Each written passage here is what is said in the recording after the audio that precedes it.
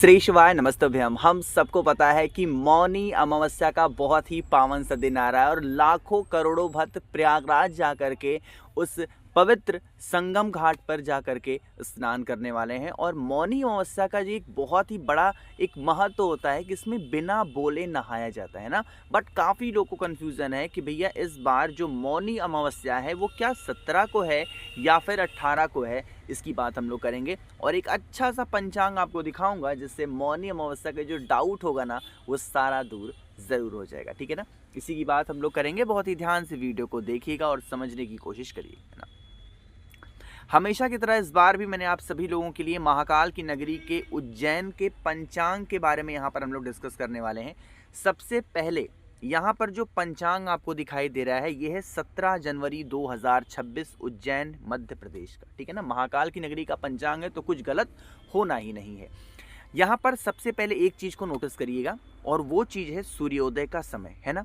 चाहे आप 17 तारीख को देखोगे सूर्योदय का समय या 18 को देखोगे या 19 को देखोगे या फिर किसी भी डेट का, लगभग 7:10 से लेकर के 7:15 का समय जो है वही आपका इधर भी चल रहा है सुबह का। अब समझो यहाँ पर जिस बात की हम लोग डिस्कस करेंगे वो है तिथि। क्या लिखा है? कृष्ण पक्ष की चतुर्दशी तिथि कब है? 16 जनवरी को स्टार्ट हो रही है। चतुर्दशी की बात करूं, अभी अमावस्या की बात नहीं कर रहा हूं। कब से स्टार्ट हो रही है? 16 तारीख को रात में 10:22 पे और ख़त्म कब हो रही है? 18 जनवरी को रात को 12:04 पे। अब यहाँ पर दूसरे तिथि देखो, कृष्ण पक्ष की अमावस्या तिथि कब स्टार्ट हो रही है? 18 जनवरी को रात में 12:04 पे। कब स्टार्ट हो रही है? रात में 12:04। इसका मतलब जब 12 बजा फिर 18 को ही 1 बजेगा, 2 बजेगा, 3 बजेगा, 4, 5, 6, 7 तो उदया तिथि। हमेशा ध्यान रखना, जब स्नान दान नॉर्मल अमावस्या तिथि होती तो हम रात का समय देखते, बट यहाँ पर क्या देखना है हमें? उदया तिथि स्नान दान का तो दिन होता है मौनी अमावस्या जो कि माघ महीने में होती है। इसीलिए आपको एक चीज़ का ध्यान रखना है कि इस तिथि पर हमें सूर्योदय का समय देखना है। और सूर्योदय का समय कब है आपका? 18 तारीख को सुबह जिस टाइम पे सूर्य देवता उदय होंगे उस टाइम पे अमावस्या तिथि रहेगी। ठीक है ना, तो ये बातें आप लोग को बिल्कुल क्लियर हो गई। जो भी डाउट था आप लोग का वो बिल्कुल क्लियर हो गया होगा कि जो अमावस्या तिथि हमारी है वो कब है? 18 तारीख को। ठीक, अब यहाँ पर कुछ और बातों को समझेंगे। और हाँ, एक बात का ध्यान रखिएगा, 18 तारीख को, ठीक है ना, जो अमावस्या तिथि होगी वो सुबह सूर्योदय के बाद स्नान दान करने का जो महत्व होता है थोड़ा कम होता है। तो कोशिश करना सुबह 7 बजे से पहले स्नान करना। इसीलिए देखो तिथि कब स्टार्ट हो जा रही है? रात को 12:04। तो जो लोग प्रयागराज जाके स्नान करते ना, आप रात को 1-2 बजे से जो स्नान वहाँ पे स्टार्ट होता है 3 बजे 4 बजे, वहाँ पर आप जा करके शाही स्नान कर सकते हो, कोई दिक्कत नहीं है। समझ रहे हो ना। दूसरी बात आपको बताना चाहता हूँ, जब कभी भी अमावस्या तिथि आई है, कैसे लिखा जाता है यार ये अमावस्या है ना, जब भी अमावस्या तिथि आती है, मैं आपको बताया हूँ जो अमावस्या होती है हमेशा किसके लिए होती है? हमारे पितरों के लिए होती है ना। यानी अपने पितरों को हम खुश करते हैं, उनको तृप्त करते हैं कि हे पितृदेव, हमसे जो गलतियाँ हुई हमें क्षमा कर रहे हैं। तो ये क्षमा याचना का दिन होता है।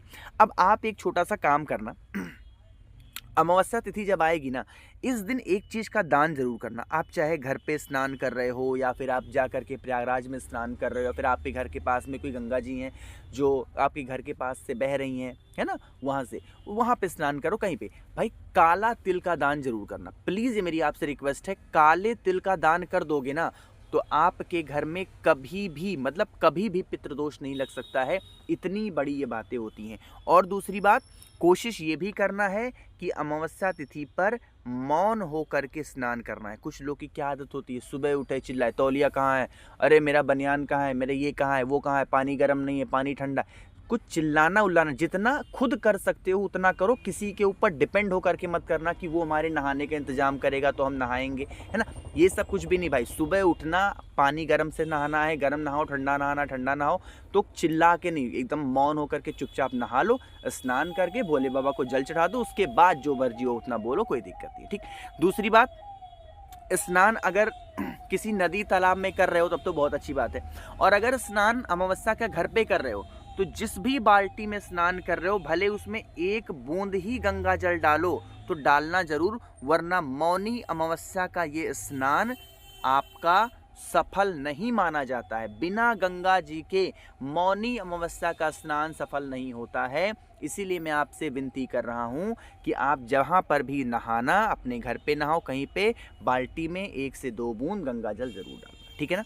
चलिए अब हम लोग कुछ और बातें कर लेते हैं जो कि हम सभी लोगों को अमावस्या तिथि पर करना चाहिए। बहुत सारे लोग पूछते हैं कि भैया जो हमारे घर में, हमारे परिवार में लोग रहते हैं, वो कहते हैं कि तुम किसी काम के लायक नहीं हो, या फिर तुम कभी भी किसी काम के लिए जाते हो, तुमको वहाँ पर सिलेक्शन नहीं होता, तुम्हारा कोई भी काम बनता नहीं है, लग रहा है तुम मेहनत नहीं करते। लेकिन भैया हम अपनी पूरी मेहनत करते हैं बट फिर भी हमारा कोई काम नहीं बन रहा। तो चलो इस उपाय को समझते हैं। इस उपाय का नाम है रावण उपाय। क्या उपाय है? रावण। क्यों रावण उपाय है? जब कभी भी रावण कभी भी किसी भी युद्ध के लिए या अपने घर के बाहर किसी भी काम के लिए निकलता था, तो हमेशा वो यह उपाय करके निकलता था। अब ये उपाय कौन है? हमको ये भी पता है कि जो रावण थे वो क्या थे? भगवान शिव के बहुत बड़े भक्त थे, आपको पता है ना। तो आपको क्या करना होगा, इस प्रकार से दूर्वा लेना। कितनी दूर्वा लेनी है? 21, गिन करके 21 दूर्वा लेना। अब दूर्वा का इंतजाम नहीं हो पा रहा तो इस उपाय को मत करना, कोई ऑल्टरनेट नहीं है, इस उपाय को करना है दूर्वा के साथ में, ठीक। कितनी दूर्वा लोगे बताओ जल्दी से? आप सभी लोगों को लेनी है 21 दूर्वा। इस 21 दूर्वा को भोले बाबा के शिवलिंग के ऊपर लेकर के जाओ और चुपचाप वहां पर चढ़ा दो। ऐसे ऐसे कहाँ पर चढ़ाओगे? माता अशोक सुंदरी के स्थान पर उस 21 दूर्वा को चुपचाप चढ़ा देना। चढ़ाने के बाद में अब आप लोगों को क्या करना है, 1 लोटा जल चढ़ा दो। क्या जल चढ़ाओगे? जब कभी भी हम शनिवार के दिन भोले बाबा का कोई भी उपाय करते हैं तो किसका ध्यान करते हैं बताओ? काशी विश्वनाथ महादेव। किसका स्मरण करते हैं? काशी विश्वनाथ महादेव का जल चढ़ाना उनके नाम से। और फिर जल चढ़ाने के बाद में इस 21 दूर्वा को यहाँ से उठा लेना, ठीक है ना। उठाने के बाद में इसे लेकर के अपने घर जाना और इस 21 दूर्वा को जला देना। क्या करोगे? फिर से बोल रहा हूँ, क्या करना है? जला देना अच्छे से। जब जलाओगे तो जो दूर्वा थी ये वाली ना, ये क्या हो जाएगी? बिल्कुल राख में बदल जाएगी, काली काली राख हो जाएगी, है ना। उसी काली राख में 2 से 4 बूंद गौ माता का देसी घी, जो मार्केट में अवेलेबल है वैसा घी नहीं, खुद बनाया हुआ घी आप उसमें डालना और उसका पेस्ट बना लो। जब कभी भी अपने घर के बाहर किसी भी काम के लिए निकलो, एग्ज़ाम देने जाओ, इंटरव्यूज़ देने जाओ, किसी भी काम के लिए जाओ, बस उसका तिलक लगा के जाओ या उसकी एक भी बिंदी अपने शरीर के किसी भी भाग में लगा करके जाओ। यकीन मान लो आपको हर उस काम में सफलता मिलेगी जिसके लिए आप प्रयत्न करते हो, जिसके लिए आप कोशिश करते हो। और यही उपाय करके रावण हमेशा अपने घर के बाहर निकलता था और उसे हर काम में सफलता मिलती थी, है ना। आप कहोगे भैया तो भगवान राम से कैसे हार गए वो? देखो, भगवान से तो कुछ भी करके लड़ोगे तो नहीं जीत पाओगे, समझ रहे ना। तो भगवान थे, उनकी बात दूसरी है ना। चलिए अब आगे बढ़ते हैं इस वीडियो के सबसे आखिरी अपने तीसरे उपाय की तरफ। और आप सभी लोगों को एक बार धन्यवाद देना है कि लगभग 5 से 6 हज़ार लोगों ने रुद्राक्ष जो हमने ऑफर रखा था उसको उन्होंने मंगाया और सभी के रुद्राक्ष उनके घर तक पहुंच चुके हैं। जिनके नहीं पहुंचे हैं धीरे धीरे पहुंच रहे हैं, ठीक है ना भाई। जिसके पहुंच जाए आप मुझे व्हाट्सएप पे मैसेज करके ज़रूर बता दिया करो कि भैया रुद्राक्ष जो आपने भेजा था वो पहुँच चुका है, इसको सिद्ध कैसे करना है, इसको कैसे करना है, मैं सब बताऊँगा आपको, ठीक है ना।